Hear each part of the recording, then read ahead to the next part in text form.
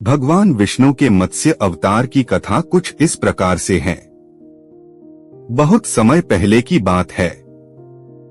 सतयुग का वह पावन समय, जब धरती पर धर्म का प्रकाश फैला हुआ था।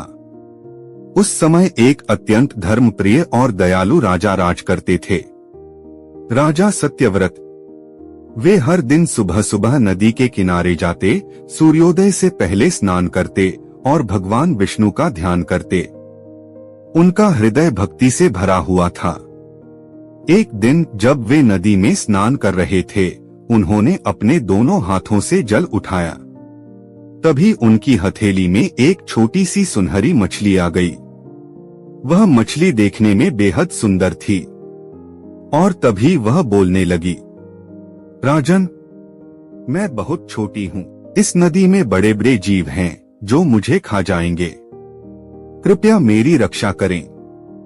राजा सत्यव्रत यह सुनकर चकित रह गए, पर उनका हृदय दया से भरा था। उन्होंने कहा, छोटी मछली, चिंता मत करो, मैं तुम्हारी रक्षा करूंगा। उन्होंने मछली को अपने कमंडल में रख लिया। कुछ ही समय में मछली बड़ी होने लगी। अब वह कमंडल में नहीं समा सकती थी। राजा ने उसे एक बड़े घड़े में रखा, फिर तालाब में, फिर झील में, पर मछली बढ़ती ही गई। अंत में राजा ने उसे समुद्र में छोड़ा। तभी वह दिव्य प्रकाश से दमक उठी और कहा, राजन, मैं कोई साधारण मछली नहीं हूँ, मैं हूँ भगवान विष्णु। बहुत जल्द इस पृथ्वी पर एक महाप्रलय आने वाला है। जब सब कुछ जल में डूब जाएगा, तब तुम एक विशाल नौका बनवाना।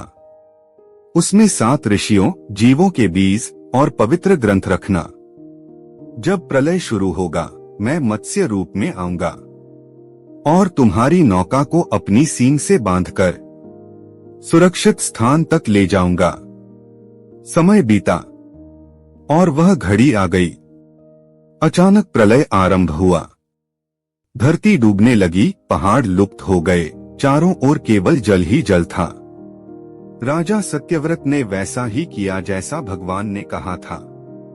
उन्होंने नौका में सभी जीवों के बीज, 7 ऋषि और पवित्र ग्रंथ रखे। तभी एक विहंगम मत्स्य रूप में भगवान विष्णु प्रकट हुए।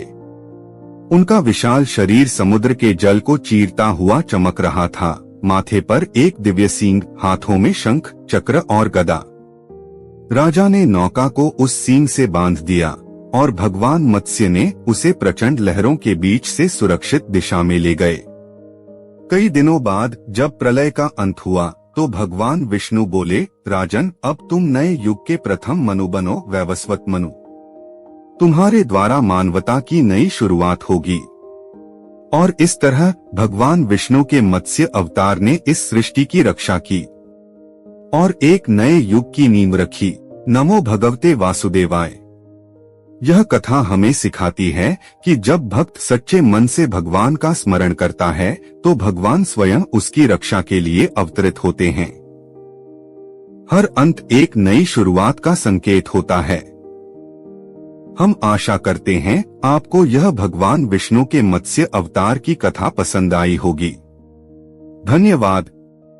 आप हमें कमेंट बॉक्स में अपनी राय जरूर बताएं।